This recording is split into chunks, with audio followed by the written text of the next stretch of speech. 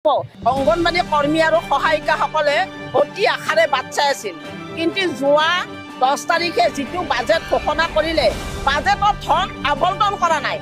কিন্তু অক্টোবৰৰ 1 তাৰিখৰ পৰা আমাৰ হেনো মাননি বৃদ্ধি কৰিব। কিমান দিব কি কথা সেইটো ধন আবণ্টন কৰা নাই।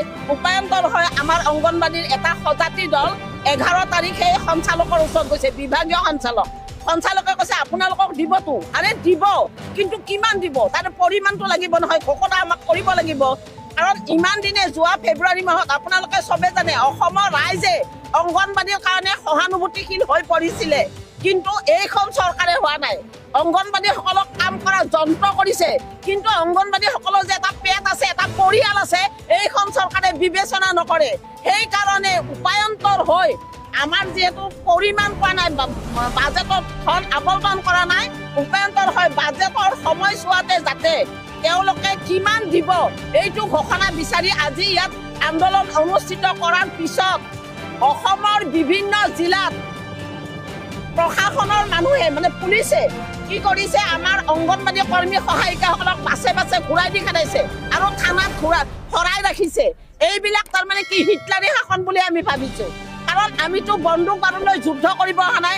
আমি জাষ্ট আহিছো বাজেট চলি থকাৰ সময়তে যাতে অংগনবাড়ী কৰ্মী সহায়িকাৰ কাৰণে উপযুক্ত মাননি এটা ঘোষণা পাওঁ। কাৰণ আমি যে কাম কৰিছো, আমাৰোতো এখন ঘৰ আমি ভালদৰে চলিব লাগে। গতিকে তেওঁলোকে আমাক কাম কৰা যন্ত্ৰ বুলি ভাবিছে, কিন্তু আমি যে আমাৰ পেট আছে এই চৰকাৰখনে ভবা নাই। কাৰণ তেওঁলোকে বহুত খৰচ কৰিছে, বহু অভিলাষী আঁচনি দিছে, অৰুণোদয়ৰ পৰা আদি কৰি অমৃত বৃক্ষ, লাখপতি, হাজাৰপতি এইবিলাক কৰিছে। আৰু এইবিলাক কামো আমাৰ অংগনবাড়ী 8টাৰ পৰা 12টালৈকে কেন্দ্ৰত কাম কৰে। তাৰ পিছত ফিল্ডত ওলাব লগা হয়। লাখপতি, হাজাৰপতি, অৰুণোদয় কোনে পায়? দিনটো ঘৰত আহিব নোৱাৰে। এতিয়া আমি ৰক্তহীনতাৰ গান গাওঁ। কোনে ৰক্তহীনতাত ভুগিছে আমি দিহা পৰামৰ্শ দিওঁ, কোনে পুষ্টিহীনতাত ভুগিছে আমি দিহা পৰামৰ্শ দিওঁ। আপোনালোকে চাওক আজিৰ এইখন আন্দোলনস্থলীত মেক্সিমাম অংগনবাড়ী কৰ্মী সহায়িকাই ৰক্তহীনতাত ভুগি আছে।